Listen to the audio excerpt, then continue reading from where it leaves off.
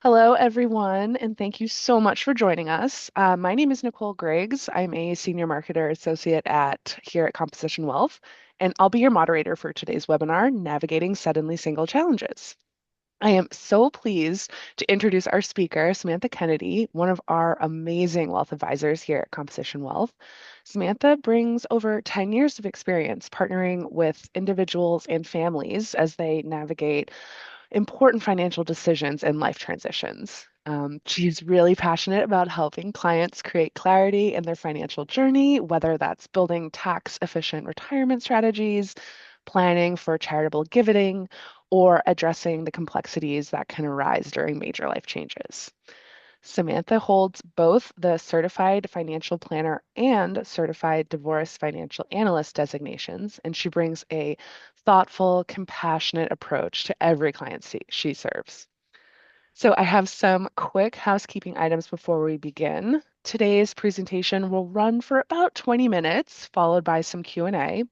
And if you do have a question for Samantha at any point in the presentation, please use the Q&A function within the Zoom webinar window. It's right at the bottom of your screen.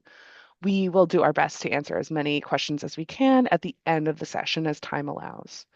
And if you do experience any technical issues with audio or video, feel free to send me a direct message in the chat or use the raise hand feature also at the bottom of your screen, and I'll be happy to assist. And then this webinar will be recorded as well. So this is a reminder not to disclose personal account details during the Q&A. And finally, please note that this webinar is for informational purposes only. Nothing shared today should be considered personalized investment advice. If you do have questions about your individual situation, we really encourage you to speak with your advisor. And with that, I'll hand things over to Samantha to get started. Fantastic. Thank you so much for the introduction, Nicole, and thank you all for taking some time out of your morning. I'm so excited to share some suddenly single considerations and walk through a real-world example of what it might look like to navigate this type of chapter. So what do we mean when we say someone is suddenly single? Whether it's due to divorce or the loss of a spouse, this marks the start of a transition that's about much more than the relationship status. It's a life moment where everything can feel uncertain. This transition is so complex because there's no one-size-fits-all roadmap. Each individual experiences it differently. And often, when you are going through a suddenly single event, that person is expected to make major financial decisions while surviving intensely emotional days. This is why we're here, to bring clarity, structure, and support as to how someone in the suddenly single space can take their first step forward. You don't have to look very far to understand why this is a focus and why this conversation is becoming more and more common for families all around the country. In fact, we're seeing a massive shift demographically as more Americans are entering retirement than ever before. And as the US population continues to age, we're seeing an increase in life transitions that are not always planned. So for instance, take gray divorce, for example. Gray divorce is an event that happens for people ages 50 and older. And this type of splitting of lives has more than doubled in terms of common events over the past 2 decades. Divorce isn't uncommon anymore, and it no longer carries the negative stigma that it used to in the past. Yet, transitioning from being married to being divorced has a handful of complex financial adjustments that need to be considered. The second piece is we are all living longer. Women on average live almost 6 years longer than men. And this longevity often comes with financial and caretaking responsibilities that often last for many, many years, if not even decades. So these numbers show us that If you are going through a suddenly single event, if you're going through a divorce, if you have had a loved one pass, if you are responsible for caretaking for someone you love, your experience isn't unusual, and also you're not alone in this chapter. It's becoming a more and more common event. And that's why it's so important to seek proactive support and build a flexible and customized financial plan that incorporates your goals so that you can know what's ahead. I'd like to take a couple minutes and share my personal story with you all and why a suddenly single event in my own personal family has certainly changed my life, but it's also led down a road to have passion and care to support people going through these events. So about 10 years ago, my dad started showing signs of decline. He was in his mid-60s at that time, still active, still mentally sharp, still working. But as a family, we started noticing little changes. For instance, if we would go out to dinner as a family, he would be extremely anxious waiting to be seated at a table. By the time he was officially diagnosed a couple years later, my family had already entered the chapter in a season of change. My mom, she suddenly found herself responsible for all of the financial decisions with regards to their household.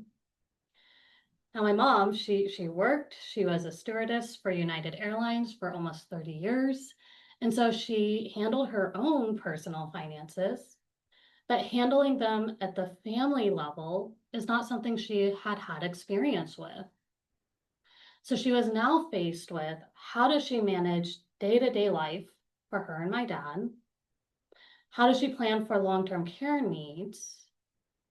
And how can she ensure that they're both going to be financially secure, knowing that the future she's faced with is day and night different than what she envisioned retirement to be? In addition to the daunting to-do list, she was also navigating the emotional reality of knowing my dad will continue to decline. And watching her go through that, learning a new skill set in her mid-60s, dealing with the emotional weight of caring for my dad, losing to some extent the person he had been during their marriage, and also handling a world full of fear in the sense of, how can she make sure she's not making the wrong choice? How can she make sure she's not making a decision that can't be reversed, that would be detrimental to their future? That is the big reason of why I work in this space and why there's so much joy to partner with families, because I've seen the impact of what it can look like to have someone who understands the financial details, who can care for you on the emotional level, and also ideally can take an item off your plate or a piece off the to-do list so that you can breathe a little bit.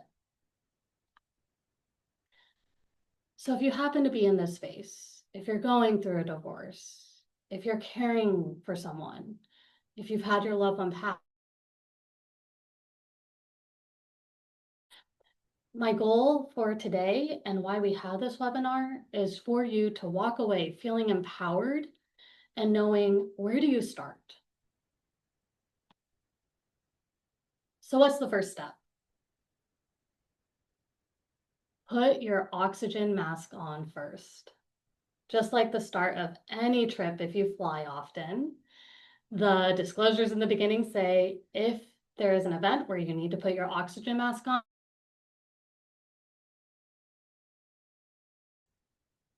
it's incredibly important that the person responsible for decision-making in the future, that they're taken care of and that their well-being can be sustained. The image that always comes to mind for someone navigating this chapter is if they envision a table in front of them of all the people they love in the world. Are they at that table? Is their well-being a part of their to-do list? If you're navigating one of these life changes, your well-being matters just as much as all the people you love, as well as the people who will be impacted. Once you know what you need, the next step is getting organized. Now, what does this mean?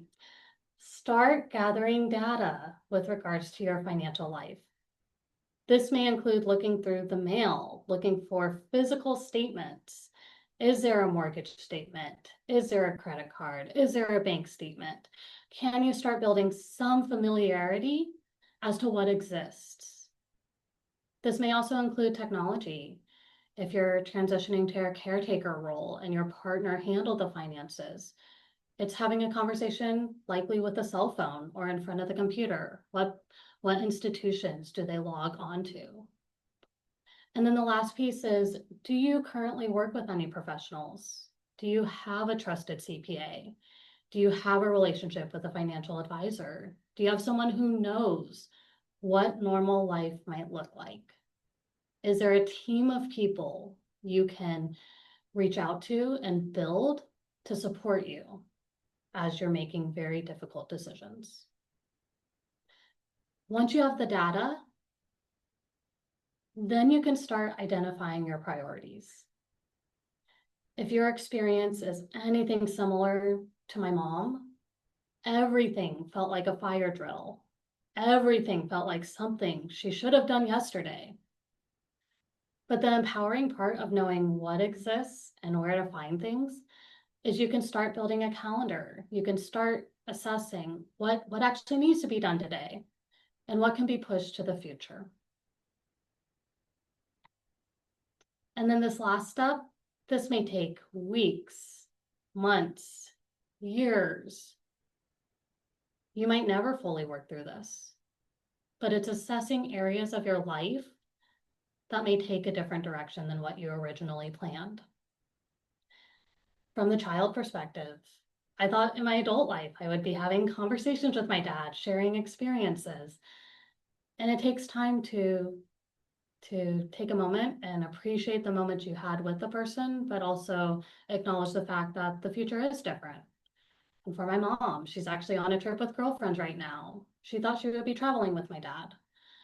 It's taken time for her to work through the fact that her life is very different than had this disease or had this event not occurred. So next we'll dive into some considerations or specific action items in each one of these phases.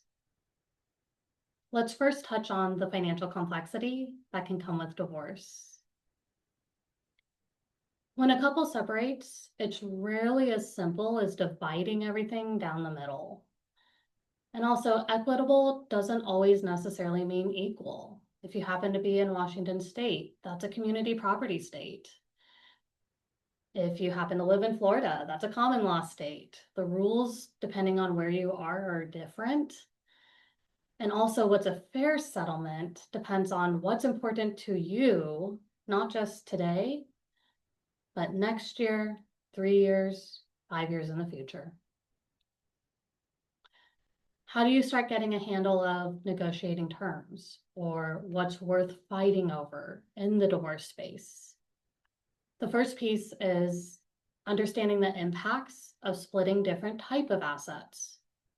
For instance, equity in a home. It might seem somewhat straightforward. Here's the equity, let's cut it in half. But there might be some capital gains exclusions or limitations to consider.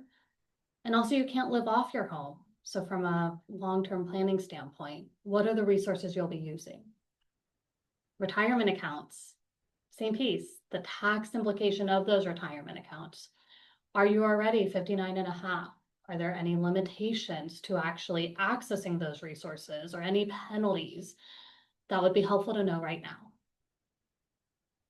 Non-qualified stock. Non-qualified is just a fancy word of non-retirement. Are there any resources that aren't locked up till 59 and a half, but maybe it has a low cost? And so if you were to sell it tomorrow, there would be a huge tax bill. And knowing the implications of that is incredibly important. And the last piece is inheritance. Often if you've received something and you've kept it solely in your name, that's treated differently in a divorce. So understanding, Is there anything in your name only that you can hold on to that you won't have to negotiate over? And then one last piece that often gets overlooked is how to handle qualified domestic relations orders. That is a mouthful, so we often call it quadro negotiations. These orders are critical to ensure that retirement plans are divided accurately. Each plan is different. If you work for a Fortune 500 company, you might have a 401k, or if you work for a hospital, you might have a 403b. The rules to splitting retirement assets is actually different company to company. So the reason I'm spending so much time on this piece and the quadro space is if you're looking to split savings tied to a company, you want to be sure to get on the phone and ask questions so you know what your options are. Next, we'll touch on financial considerations for a widower. So loss is never just emotional. It changes everything, including the financial picture. And if you've recently lost a spouse, odds are you're juggling many unfamiliar tasks, such as managing day-to-day finances, paying bills, trying to identify what do you need to keep the status quo part of life going. You might also be asking, does it make sense to move? Is the original financial game plan still strong enough to support you where you are geographically? These decisions are incredibly personal, and you deserve the time and space to make the decisions thoughtfully. And that's why your financial advisor is there for you, is to help you find clarity without rushing. And then the last piece, you're likely going to have finance-related conversations with loved ones that you've never had before. You might need to think about, who am I comfortable talking with? Who do I want to bring into this picture? Who's a sounding board that I feel stronger after communicating with them? And so thinking about the journey and how can you start building a sustainable future. The first step is making sure you can manage day to day, and that ultimately you have someone to go to discuss your options. And then if you're a sole caretaker, you know that the weight isn't only finance, it's not only emotion, it's everything. It's taking care of someone and likely helping them with tasks such as eating or walking. On top of that, you're likely still responsible for keeping the home in order. And then you're likely going to need to advocate for your loved one's care, which includes navigating insurance, keeping up with legal documents, all while making sure that your own oxygen mask is on and you can still make it through each day. And the heartbreaking piece is most caretakers are never formally trained for this. They're learning real time with a lot of unknowns ahead. So one of the most valuable things a financial advisor can offer is creating a financial map, something that gives structure to the chaos and helps you to plan for the stages of decline that may come next. Hopefully this is in place already, but if you're at the very beginning of this journey, you may need to look into establishing legal documents, power of attorney, healthcare directive, making sure you can legally speak on your loved one's behalf if that is needed. And by creating those documents, you can make sure that you feel grounded in terms of the decision making.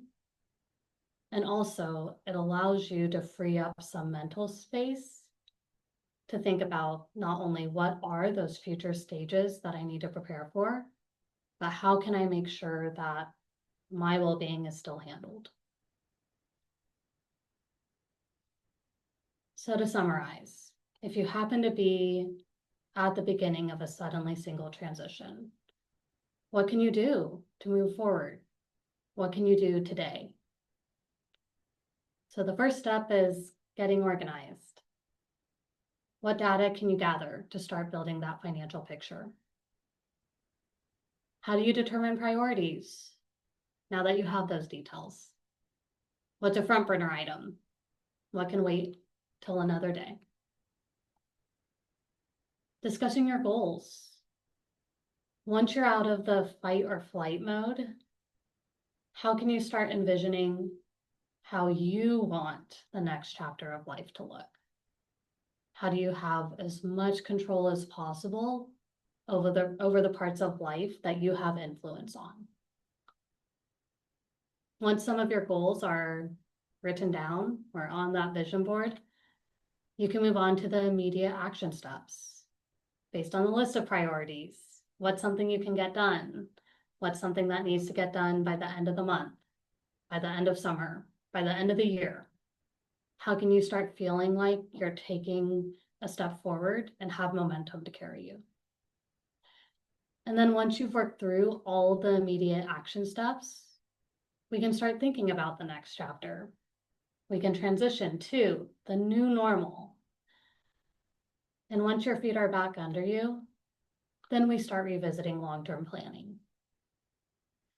But today's focus is making sure that while you're faced with an incredibly difficult chapter, that you're able to work through it with manageable steps to make sure that your long-term financial plan comes back in terms of a priority item and that you're able to feel supported with that future.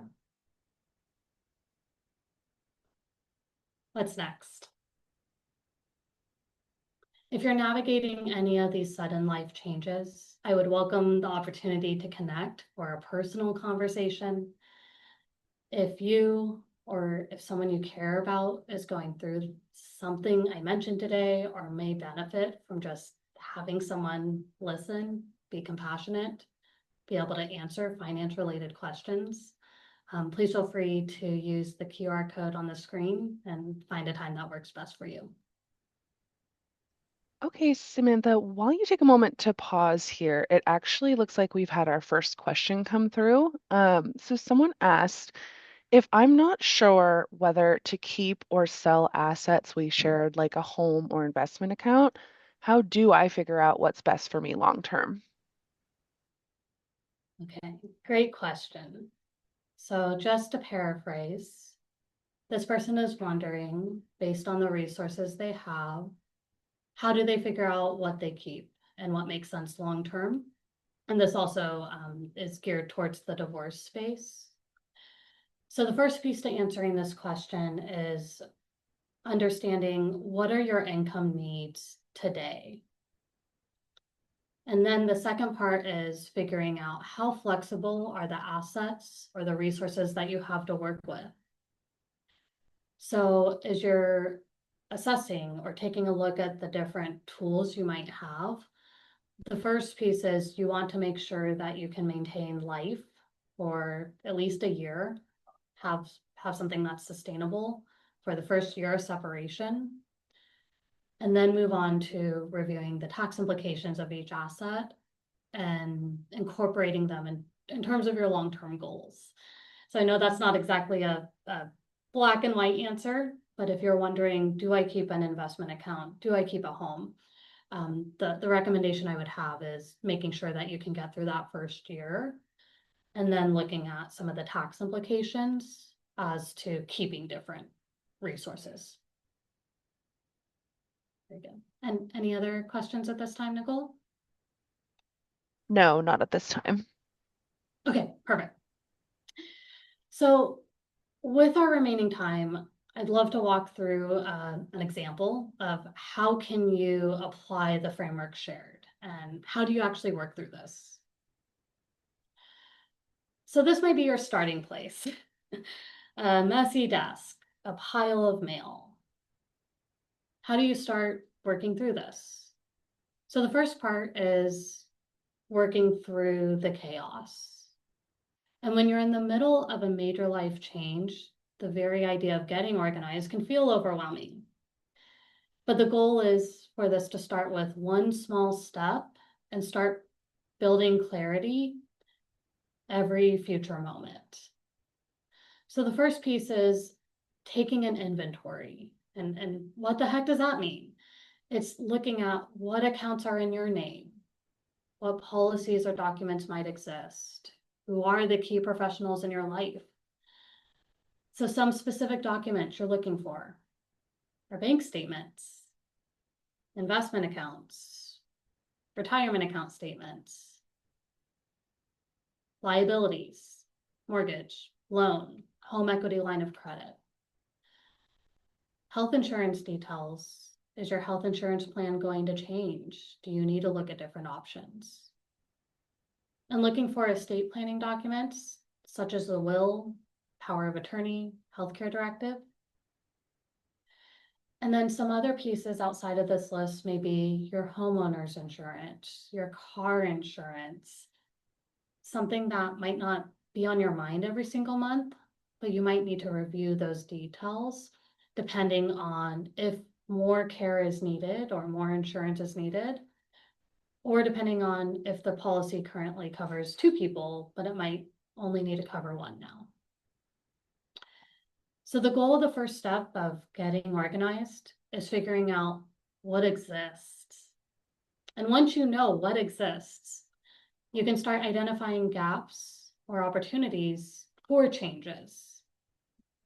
And the goal is not to make a ton of changes immediately. But ideally, you know what you have, you know what needs to be handled today. And then you can feel grounded in terms of, okay, well, what resources do I have influence over? And can I make sure that it's there for me in the beginning, in the future? So this is a general list of documents that would be helpful to gather.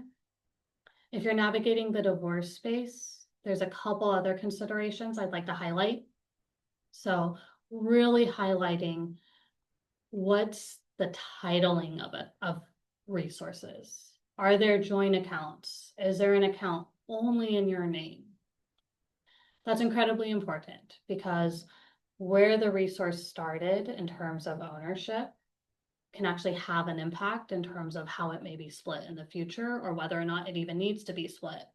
For instance, resources acquired before the marriage. You might have an argument to say that is something that was outside of the marriage, and I can argue that there were no joint resources to support that piece of life.